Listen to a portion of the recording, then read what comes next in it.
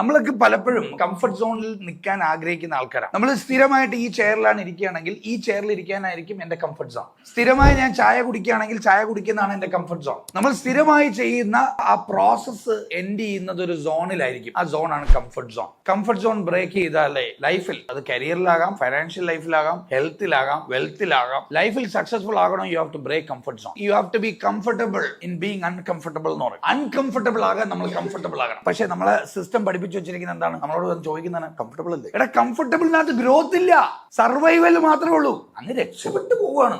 Miraculous ആയിട്ടുള്ള success ഒക്കെ വരുന്നത് when you break your comfort zone. So be ready for facing that uncomfortable situation. അതുകൊണ്ട് നമ്മൾ പറയുന്ന നമ്മുടെ ചില വാക്കുകളിൽ തന്നെ നമ്മൾ തിരുത്തൽ കൊണ്ടുവരണം. I don't want to be comfortable. എനിക്ക് കംഫർട്ടബിൾ അല്ല വേണ്ടത്. I wanted to be uncomfortable. Uncomfortable ആകുമ്പോഴാണ് നമ്മൾ പഠിക്കുക, അപ്പോഴാണ് നമ്മൾ ഗ്രോ ചെയ്യുക. നമ്മൾ ഒരേ കൂട്ടം ആൾക്കാരുമായിട്ട് സ്ഥിരമായിട്ട് വർക്ക് ചെയ്യുന്ന അല്ലെങ്കിൽ ഒരു ബാച്ച് ഓഫ് ആൾക്കാരുണ്ടാവും. അവരുടെ മാത്രം കാര്യങ്ങളിലേ നമ്മൾ ഇടപെടുള്ളൂ. ആ ചെയ്യുന്ന കാര്യങ്ങൾ മാത്രമേ ഞാൻ ഇൻവോൾവ് ചെയ്യുള്ളൂ. അങ്ങനെ വന്നു കഴിഞ്ഞാൽ പുതിയതൊന്നും പഠിക്കില്ല. കസ്റ്റമർ സർവീസിലുള്ള ആള് എങ്ങനെയാണ് സെയിൽസിലേക്കും അല്ലെങ്കിൽ അടുത്ത ഒരു ഡയറക്ഷനിലേക്ക് പോകുന്നത്?